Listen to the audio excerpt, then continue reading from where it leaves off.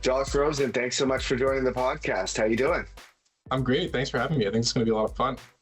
Yeah, we've been talking about this for a little bit. I see you out on the event circuit over the years, and really pleased to have you here. So thanks again. First off, we always start with a little bit about the journey, and it would be great to hear from you. How'd you get into law? Why'd you get into law? And was it the plan from day one? But a little bit about the journey. So I had my sights on being a lawyer from a young age. I think my parents saw in me a number of character traits that would set me up for success in law, and they gently nudged me towards it. Things like a curious mind, a love of learning, determination, persuasiveness, and communication that maybe sometimes teetered into being a bit argumentative, but well-intentioned and well-reasoned. It started with me loving characters like Jerry Maguire and Ari Gold. The dream really began with wanting to be a sports agent. I love the idea of leading a team, of negotiating for the best possible outcomes, for being able to make a difference in the lives of others, which I know sounds like overly altruistic for a corporate lawyer, but there are people behind all of these companies, and watching them hit milestones and achieve in business after years of sweat equity is absolutely the most rewarding part of this job. So when I went to law school, I learned a lot of what Jerry and Ari were doing was deal making more broadly. And that's what channeled me towards corporate law. The rest is really a matter of circumstance. I found the securities group at my first firm, and they were phenomenal teachers and eager mentors. Wound up in just a perfect situation at my previous firm to grow with another set of game-changing mentors.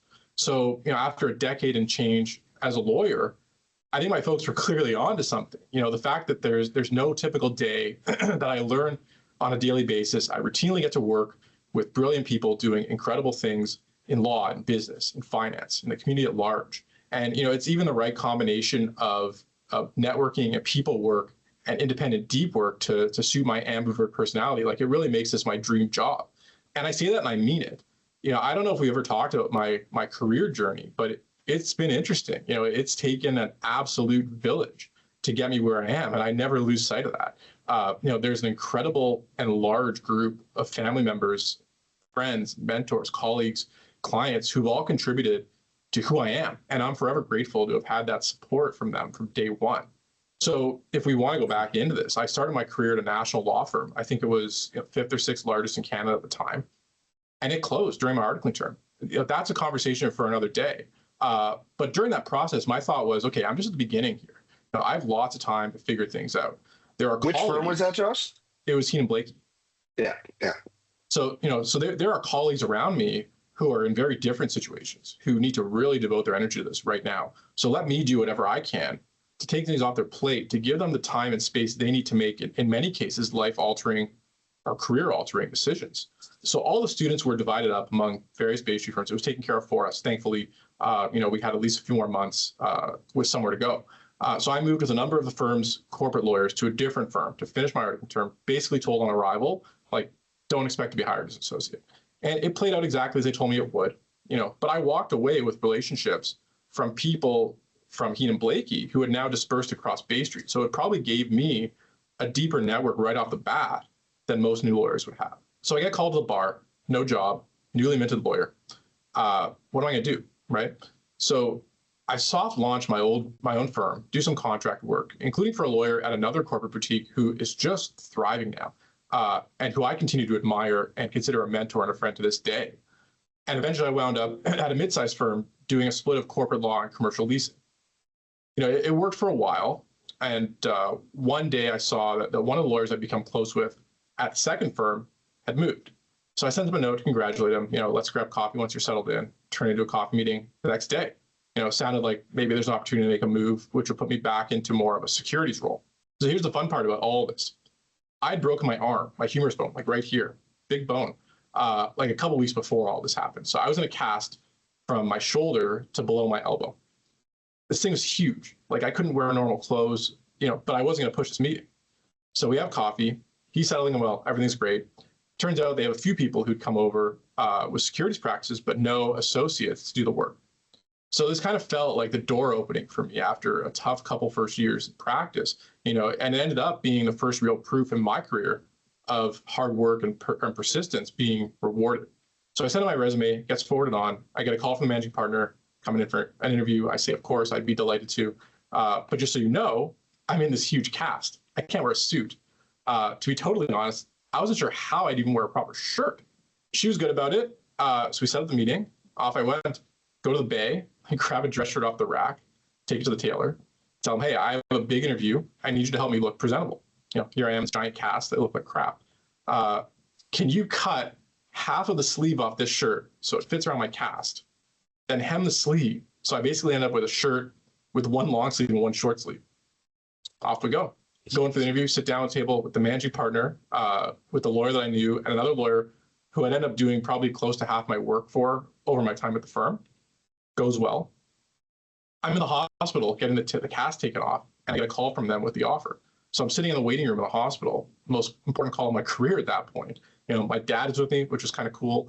And a few weeks later, started at the firm, and it was the start of a really great ride. Love the story. It's always great to hear how these journeys come about.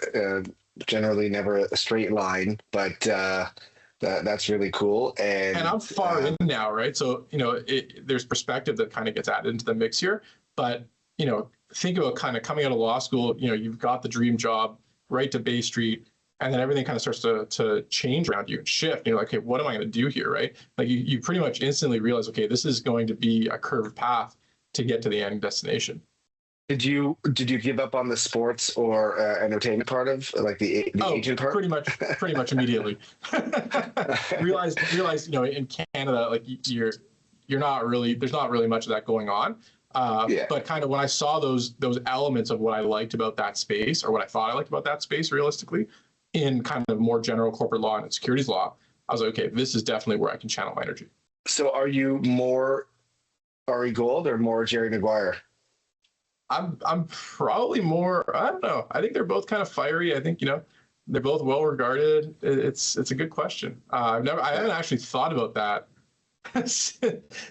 despite constantly making that comparison. But let's say the best. Let's say the best of both. The best of both, I think, is where we want to land here. Yeah. Right. Yeah. So you were with Gowlings for a long time. I think nearly a decade, and then made a move to Pulse Law within the last year. Talk a bit about that move. What made you make that move, and how does Pulse differ, and what are you really focused on there? Sure. I mean, when I was articling and that firm closed, I decided that going forward, I was going to look at my career in like 2 or 3 year arcs.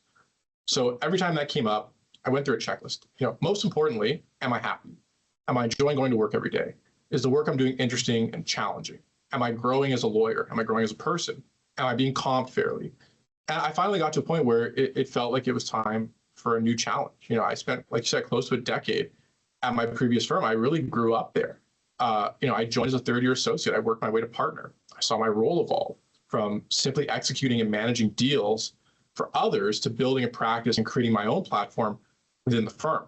And over the last several years, which is how you and I initially met and became friends, I've been building my corporate and securities practice with a clear focus on 2 sectors, being tech and life sciences. And I like these areas for a number of reasons that just appeal to my personality. They're innovative, they're developing for the future, they're tangible, in that we can visibly see their impact in everyday society, and they move fast and they grow quickly. I'll add one more wrinkle to that. I, of course, work with lots of tech and life sciences companies in Canada.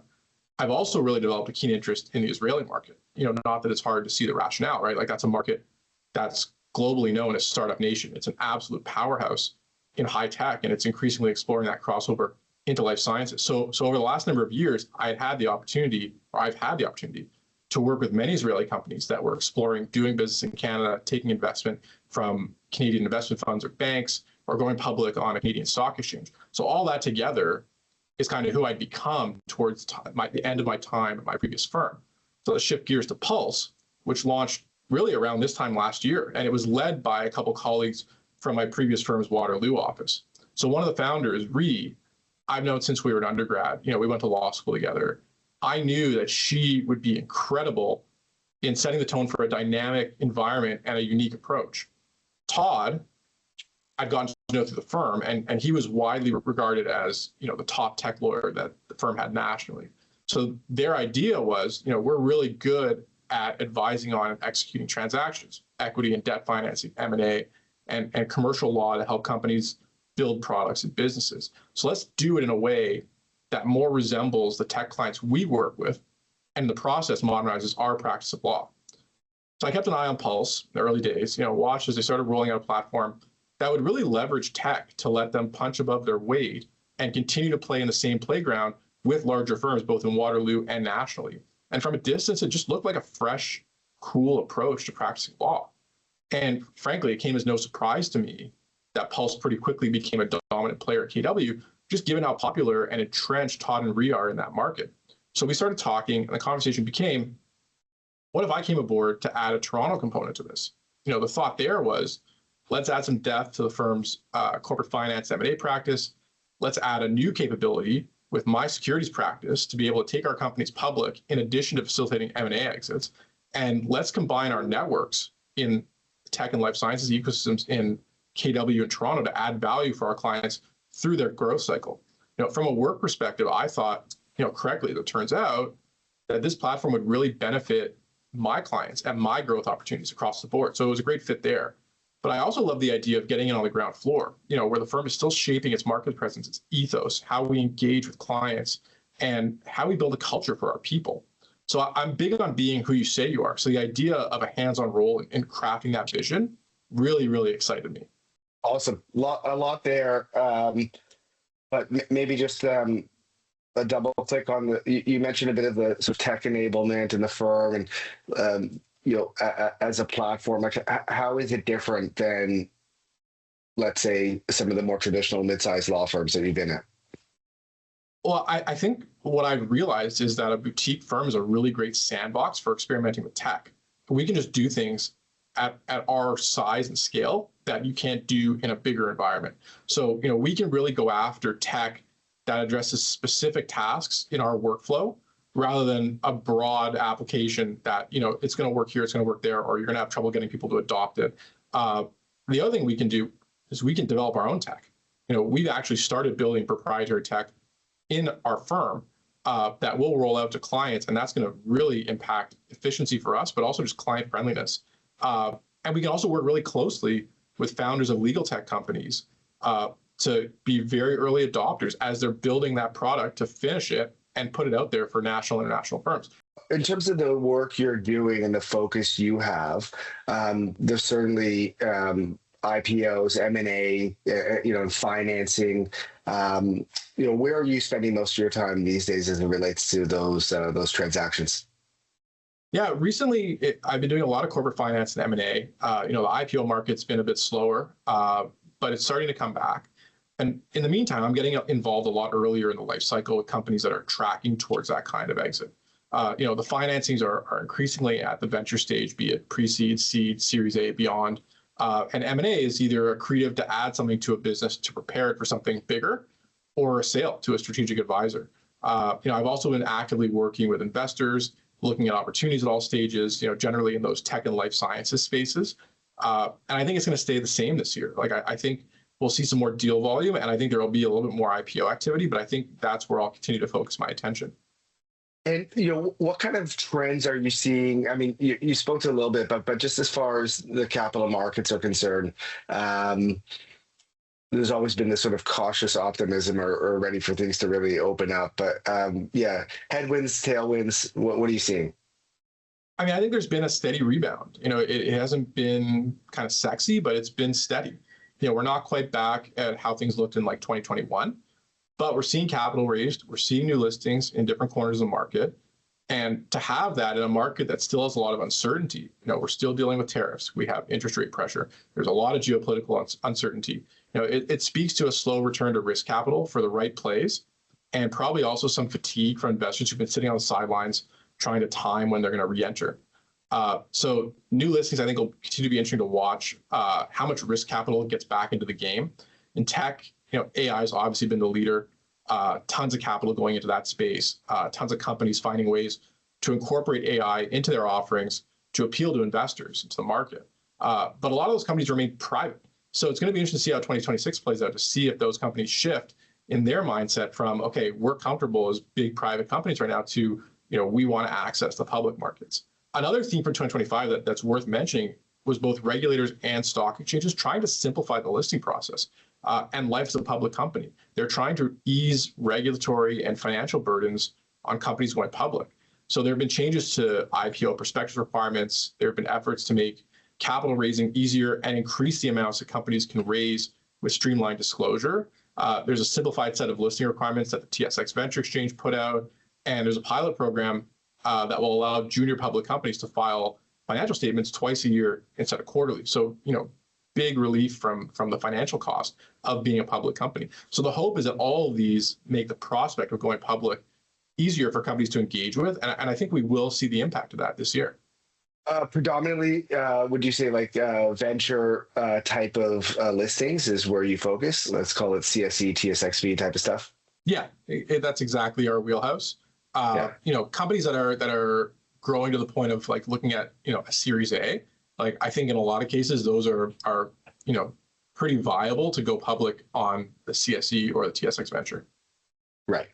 And those that are considering it, when they do reach out to you, what are some of the gaps or things that, had they known earlier would have been really helpful for them? What are some of those nuggets of things that you've identified that, would be really helpful for them to know? Well, I mean, I think it's kind of where they're at in start. Like, sometimes we talk to companies that are, what do we need to know about this, right? And there's really a mix of market, financial, business, and legal factors. Like, it's a kind of multidisciplinary process, right? So, companies that are looking at this are weighing a bunch of different things. The first one is, are there tailwinds in your favor? Is your company, your brand, is your product popular? Is a sector hot, right? What's their growth rate? How much cash they need to scale? And what are they going to use that for, right? If you're going to the market to raise money, there's an expectation now that you're going to invest that capital prudently. You're going to deliver growth. What's your cap table looking like?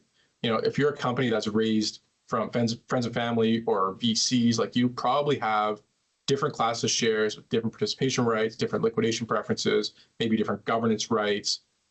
That's all going to change, right? The founders probably still own a chunk of that business, but when you go public, you're going to dilute the founders, and it's going to level the playing field for everybody, right? The trade-off for that is you're giving them liquidity, right? You're giving them the ability to exit when they want to without having to force something that's going to impact the company. Can you see where the company is going, where the business is going, right? And can you handle the pressure to execute, right? When you have a solid grasp of where the business is at and where it's going and how likely you'll be able to execute in line with expectations, that's when you can start thinking about the prospect of going public, right? So VCs will put a growth timeline on a company, but there isn't really that timeline to return capital. Public markets, your stock price is going to fluctuate based on your results, and those results will be visible. So it's just a different ballgame. One of the factors that I think is really underappreciated when companies are thinking about going public and eventually operating as a public company is how much time it demands of the management team.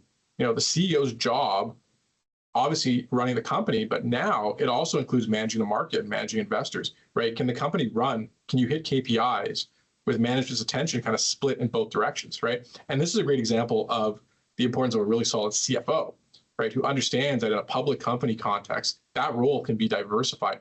Like, you're leaned on to execute in a number of ways to support the CEO and the management team. So those are kind of all the inward factors that I'm talking to companies about as they're starting to evaluate where they want to go public, right? There's also, like, the pros and cons kind of generally. And, things like access to capital. You can use your stock as currency for, whether that's for M&A growth or an eventual sale. You give your shareholders liquidity. That stock they've likely held since you were at a very early stage. Now you're going to let them do something with it if they want to sell part of it, sell all of it. And you can use the liquidity of your stock as incentives, right? You can go attract talent with options, with RSUs, again, with a market value. They know what they're worth. And if they want to sell some of them, they want to sell all of them, they can do that pretty easily. It's much more easily than with a private company, right? But there are cons on the flip side of the coin, right? It's an expensive transaction between audit costs, between legal costs, investment bankers, IR providers, et cetera. There's a whole team that pushes the company towards this. And it's expensive to exist as a public company. So it's got to be worthwhile. You probably want, the assurance or the thought that you're going to be able to raise capital consistently out of it to make it worth the cost. you're going to be operating a lot more transparency than you're used to. Your competitors are going to see your results. They're going to see the key developments in your business. Are you ready for that? Yeah, there's like a daily a daily ticker, and people can gauge where you're at or where the market perceives you to be at any given time. Not all CEOs want that level of, and it could be distracting as well when you focus on stock price. But I always find if companies perform, like it all takes care of itself. It's when you don't and you're public, and then you're trading a penny a share. It could be a challenge. You mentioned cap table. Yeah. Just on the cap table, like, so if it's Series A, and beyond, where, going public tends to become a discussion or consideration, sort of seed stage, early stage companies, is there anything that you would say they really should avoid, like, giving up too much control beyond the founder, and then they get to a place where they're just not the cap. What turns out to make the cap table unattractive, and it's like beyond fixing, or you're like, man, this is a shit show. Had they known something, they might not have done that. Is it too many flavors of pref shares and liquidation preferences, as you mentioned, or what are some of those things? Well, you can certainly end up in a scenario where you have a lot of different things going on when you try to go public, and you're doing a lot of different things to satisfy different shareholders with different rights. And it's kind of funny because in a private company context, when you're going to attract VC financing, they're looking at the cap table saying, okay, well, we want to make sure the founders have enough ownership of this business to stay interested in it, right? On the public side, it's almost the opposite of that, where you're saying, okay, well, the founders own too much of this business, right? And frankly, to go public, you need to have a certain number of shareholders. So you're by nature going to dilute the ownership of those founders down to support a broad shareholder base. So it's kind of funny when you look at the different objectives, right? If you're trying to stay private, you want to retain a good chunk of ownership. When you want to go public, you're already preparing for diluting your ownership to be, you'll have decision-making power, but you're not going to have the same level of control that you would if you stay private. Right. So yeah, a lot for folks to think about, but does present a ton of opportunity. And then from an industry perspective, you spoke a little bit about tech, you spoke a little bit about life sciences. What's happening in those spaces, and why do you like them? Well, I mean, I've talked about why I like them. They're fast growing. I find them tangible. You can see what they're doing. You can look around you and you can see the impact of these companies in everyday life. I think that's really cool. There are a lot of areas that are prominent in practice of law that you don't quite have that level of tangible access to. So that's what draws me to tech and life sciences. It's difference maker stuff. It grows fast. They kind of break stuff and figure it out. Like, I like that kind of stuff. And what are we seeing? Like, it's an exciting time in both spaces right now. I think we're about to find out what we're going to see. We had CES and the JP Morgan Healthcare Conference.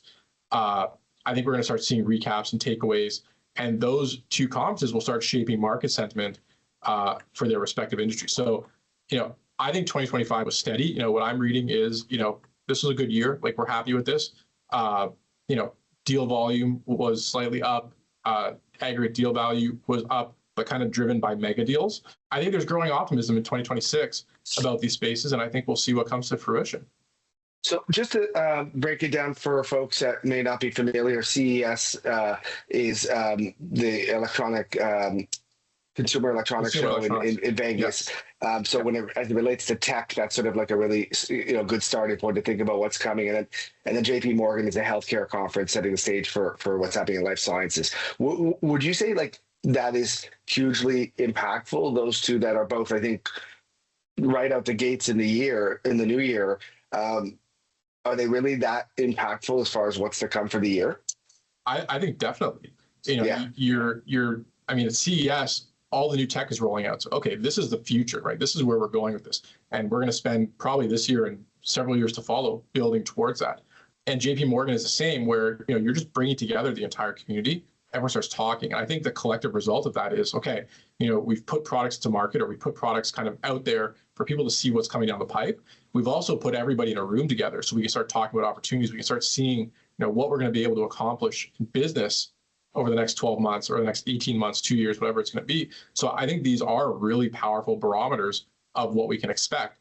Coming back from JPM, I think if people are saying, oh, this was wildly productive, lots of great conversations, this is going to be a big year, I think you can take that to the bank because they've just had, like JP Morgan, literally, because they've just had those conversations. Everyone's been in that room, and that's kind of the market sentiment building to be kind of unleashed. Let's shift to M&A. What are you seeing in the market? And really always find it helpful to, share some tidbits or, insights, for business owners, things that they should be thinking about, if they're anticipating a sale. Similar to the capital markets, the M&A market has been up and down as well over the last few years. We've seen a lot of mega cap and large cap deals that sort of distort the aggregate value numbers, but there's been steady activity in the mid-market, which is where I spend most of my time, both in volume and value. So a couple of themes I saw last year in M&A. One was international companies or international buyers circling Canadian companies where there's an add-on value for an international business. They're generally getting good value, and the companies being approached are in positions where they don't really need to do a deal, but they're open to it because they're getting presented with a strong valuation. The other trend was opportunistic acquisition. So in this category, we're talking about companies with attractive valuations as a result of the uncertainty, right? Maybe that's from tariff exposure. Maybe they're having some trouble with that. Maybe interest rates have caught up to them. Maybe there's concerns about, let's say, impact of a change in free trade policy. Those companies are finding buyers that are looking for more of a value play. So when companies are looking for a potential sale in either of those cases, they're looking at a similar set of inward considerations as they would to a company that's going public, except instead of investors, you're looking at all these things through the eyes of a buyer, right? It's the same kind of stuff. Is the company, is the brand, is the product popular? Is it proprietary? What kind of goodwill do they have? What's their IP situation? How solid is the customer base? How solid is the management team, right? All these are going to affect valuation, which is going to drive a company towards a sale, right? So, the place you want to be is, you can sell for a strong valuation, but you don't have to. You kind of know that offer will be out there when you're ready, but you're not there today. You don't need to be there today, right? And realistically, if you're running a healthy business, that'll be there for you. So, where lawyers start to get involved, and I think it's similar to, a CFO, the earlier we can get involved, the better, right? If it's a long-time client for us where we have a deep immersion in that business, we'll generally have some awareness of the potential for a sale. We'll have kept their corporate records up to date, just as a matter of course. When we get to newer clients that are coming to us to prepare them for an M&A process or specifically to execute a deal, the earlier it's on our radar, the better. Like, it helps us prep for due diligence, to work with them, to understand the key deal points they'll want to push for in the LOI stage, to put together an internal team on their side and on our side that can work together to execute this. And we also like to be really hands-on in the LOI stage. I think that's key to ensure that we're covering everything that's important to our client in a deal, so we can mitigate risk and we can, minimize surprises down the road. Like, we want to get in front of things and situations where, a company has a really challenging time winning a certain deal point when the other side wants to punt it at the LOI stage and then, goes, well, this is ambiguous. Like, we want to do it this way. Well, we had a kind of an oral agreement on that. It didn't get into the LOI, and now you have a problem. So you made mention of CFOs as well, and I'd love your take, because I think you probably come across a lot of situations where companies of that size are maybe on the cusp of, ready for a full-time CFO, but probably don't have one, and maybe don't even need one yet. But it's kind of around that approaching Series A that tends to be more of a consideration. So the fractional model fits really well in those settings. What have you seen as it relates to fractional CFOs and the evolution of that? Well, I mean, I'm often working very closely with CFOs, both on day-to-day matters and on transactions. And, like I said earlier, today's CFO is doing a lot more than just the finance function inside a company. And with that, I think fractional CFOs are becoming increasingly common, and they're incredibly valuable when you can bring them into a situation that maybe an existing or a previous CFO was maybe unfamiliar with or whatever it was. And suddenly you have an expert with tons of reps to bring a steady hand and stabilize that process, right? In a lot of ways, lawyers operate the same way. We're experts with reps in an area that's unfamiliar to a client. So it's not a matter of stepping on toes or creating redundancy. It's rounding out an internal skill set with external expertise to execute in a unique scenario. It can be with companies and it can be with investors. And I think it's helpful to have experience on both sides to sharpen those instincts, right? to understand how both sides of a deal think. I'd also expect that a lot of time when both of us are brought into a situation, it's high stakes, right? Like the management team has to get it right. They can't make missteps. And that's where the depth of expertise and the reps become invaluable. And what I like about the fractional CFO model is it makes that expertise very accessible. You were just saying, maybe they're not at a point where they need to bring in an expensive executive to manage this, right? This is a great way to check boxes with a fractional expert who can offset the need to bring that full-time CFO on when you're not there yet, right? So, I mean, it's interesting because I'd like to run this back to you. Like, what do you see, how do you see the role of a CFO or a fractional CFO working with legal counsel? Because I know how we like to engage with CFOs, but I'd love to hear from the other direction. Well, yeah, first off, I what you said resonates with me. I always share the story. I was a private company CFO. We decided to go public and I had no idea, what that entailed. I was Google searching, how to IPO, leaned heavily on legal counsel and bankers and advisors around us. But, the fractional CFO model would have been really helpful for me at that time to bring in folks because there's a day job. There's like the day-to-day things you're doing in the business. It's taking this sort of load off of the CEO who's got to be a part of it in terms of the vision, telling the story, the communication side with external stakeholders, but then that kind of the nuts and bolts of it, I think the CFO has to drive that. And so bringing the right team and leaning on folks for the right things is critical. And so, I probably overused lawyers, and I'd ask a lot of questions, because I hadn't done it before. But when you have done it before, then what's needed from the various parties, and you get, I think, the most leverage from your team of advisors, and you don't want to make mistakes and learn the hard way. So the CFO needs to know what are the things to look out for. And what are sort of best practices to maximize outcomes. So I think it just becomes, they know, what to ask. They know, when a business decision comes into play, because a lot of things that lawyers are doing, start to blur between business and legal decisions. And a strong CFO has to really be able to dictate what those business decisions are. What's our risk tolerance? And I think the combination of legal and CFO plays a huge role because both are pretty smart as it relates to, or should be. CFOs can be pretty handy on the legal side. They can get a contract, to 80% of where it needs to be, for example, but the business terms are what they need to then bring in. And the lawyers have a perspective on business. So that interplay between the two to land on the right business and legal outcome, I think is really critical. And I think you touched on another good point talking about risk. Like we're always kind of trying to gauge the risk tolerance of our clients, right? And the CFO is going to be pretty much wired into this is what we're comfortable with and this is what we're not. So the interplay there is important for us because we're going to use that to develop our instincts. Okay, how do we negotiate this for our client? We're going to be basing that on, okay, we know that they're conservative or they're willing to be, relatively risky on certain points. Yeah, I remember those discussions clearly when risk was like, well, if we don't do this, the business could go to zero and not exist. Well, then you have a bit of a higher risk tolerance to take whatever those steps are. High stakes. Yeah. And that to me, there's just so many factors that come into play. But a CFO, brings all the pieces of the puzzle together in a way. And it's not just the external advisors. You've still got the business to run.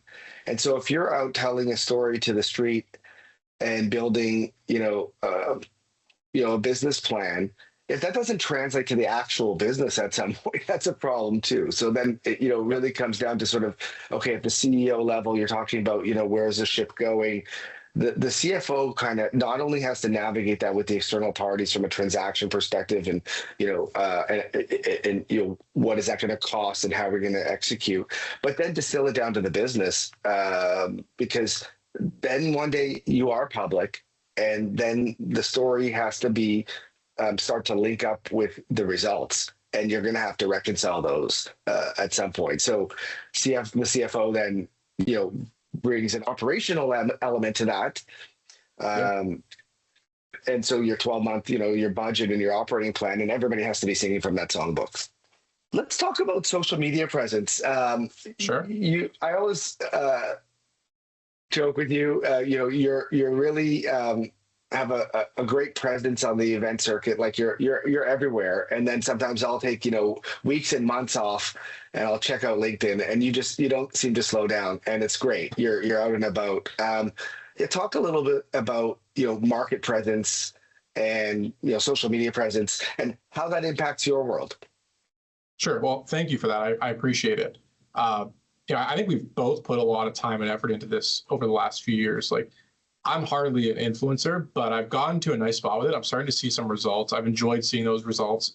I'm definitely still learning. Love to compare notes with you and hear what you found success with. Like, I do business development in a number of different ways. One of them, as you mentioned, I'm quite active in a number of networking circles because I really do believe the power of showing up in life, first and foremost, for family and friends, obviously, and for clients and professional relationships. It's funny because what comes more naturally to me is actually smaller group interactions and connecting dots behind the scenes more so than being in the spotlight. But I've grown into networking, and I think I've gotten reasonably effective with it. And the social media stuff started as an attempt to tell people beyond those who were in those networking rooms what I'm up to, right? To share deal work, to share thought leadership, and most of all, to deepen connections in between when I would see people in person, right? And what's happened is that I've reached a point where people see what I'm doing and they're talking to me about it, and they're talking to others about it. It's pretty cool, right? The most important part of all this for me, though, is doing it authentically and genuinely, right? Showing people that I am who I say I am. I truly think a big part of the success I've had using social media to build market presence is just that, right? And especially moving firms last year after such a long time at my previous firm, I knew that I was going to need to be really active, both in person and online, and really vocal about pulse to remind my network that, hey, we're doing something new now, right? And I've been really fortunate and grateful for a very positive market reception. It's definitely something I was a tad nervous about, moving from a big brand name to an emerging player, and it's been really reassuring to see, and frankly humbling to see such a strong response and enthusiasm for what we're growing at Pulse. So the end goal for me for all of this, which never actually ends, ironically enough, is to become a connector, like a builder to help people succeed. LinkedIn for me has become a very powerful tool for that. And I think once you get to that point, the rest sort of starts taking care of itself. I know it's a bit cliche, but I think of it as like a modern spin on an old school approach. Like, if you sit around a table with people a generation or two ahead of us and say, how did you build your empire? How are you successful? They developed in-person relationships and they became friends with their colleagues and their peers, right? There's still so much meaning in sitting down in person over coffee, over lunch, a drink, whatever it is, and interacting as people, right? So to me, the value I found with social media is blending that unlimited ability to share and to keep up with people online with being present in person. That's where I think I've really used it to build market presence. The combo of being in the right rooms with the right people and then keeping up with those people in an intentional and authentic way has really worked for me. Wow, that was I love that. That to me, like the things like authenticity, showing up, being intentional, consistency, like those are really, really key. And it really helps if you like it or even love it and enjoy people and connecting with people and connecting people. That's how the authenticity comes through, and you make real connections with people. And so that to me is exactly where you want to be. And then to your point, it's about the you do need the in-person connection, but in between there, the social media allows you to stay connected, and that can be really powerful. And it doesn't need to be a kind of in-person connection for that to work. And an extreme example would be relationships I developed in my career at KPMG, years ago, or my days in pharma. There are folks that I haven't seen in 20 years, but LinkedIn has allowed us to stay in tune with, how each other are doing, what we're up to. and the next contact point, and sometimes it's like we saw each other at the Bloomberg party, and I ran into someone I hadn't seen in many years. I'll name drop Leandra Wells, and I walked up to her and I was like, Leandra, hey, it's been a long time, and she was like, kind of, I know you, and then I reminded her, and it's like, oh my God, and we worked together at Allergan, like literally, 15 years ago, and the connection's still strong. And so I believe in the power of that. And ideally, in our world, in our spheres, it's a couple touch points a year, but in between, we know what's happening and keeping each other connected. That's exactly. So I love that's it. exactly right, because we're in this digital age now where like, you can have like fully online relationships, right? Like you can know people only from LinkedIn, and Yeah. it kind of is just like purely transactional, right? There's no actual depth to that connection other than, I watched you on a webinar, I connected with you on LinkedIn, and now I'm trying to get something out of you, you're trying to get something out of me. I don't think those are like by and large going to be super productive for you. I think when you complement that with the in-person. Now, what's funny, to your example, I can give you the opposite example of that. There was someone at that party, David Ritchie, who I think you introduced me to, who I'd only ever emailed with. I never met him in person, right? So on the flip side of that, we follow each other on LinkedIn, and now we've met each other in person. Oh, I know you because I've been following you. Like I've seen what you've been doing, right? We should keep talking, right? So it has that effect too. But like you said, like that in-person element of it is absolutely crucial. Yeah, but great people like you and Kadekal, I think it doesn't always require that to make a connection. And then when the in-person comes, you're like, oh man, yeah, like I know you, and we have a strong relationship. And I do have some CFOs that are remote. I've got connections with some folks that we have not had in-person interaction. And so I have a CFO. For example, a guy in Montreal. We talk almost daily, and for a year. And it's a really, really strong connection. And when you work together, it's just amazing how remote can get you close. So I still agree the in-person part's critical, but maybe daily conversations for a year, you could overcome some of that as well. Yeah. So I mean, we've definitely gotten better with technology at being able to build those relationships electronically. But I'm talking like when you're just kind of messaging back and forth, and it doesn't really go from LinkedIn messages and liking each other's posts to something more substantial. But, those are going to be hard to convert into something meaningful. For sure. So, hey, let's get to wrapping things up here. We can go on for forever, but maybe we'll come back and do this again. I hope you'd be open to that. But before we go, advice you'd give your younger self. I mean, you're a pretty young guy, Josh, but well, looking back, your younger self, what's the one piece of advice? I mean, I still lead on it today, but I think it's, put in the work and have faith in the journey. People end up where they're meant to be. To me, like you can't really skip steps. Like you have to invest the time. There are opportunities to accelerate, but those are rare, right? Most of the time it's a marathon, not a sprint. And if you push for that steady incremental growth, you're going to see the results. On that note, thanks, Josh. Really appreciate you doing this. And we'll see you soon. Great. Thanks for having me.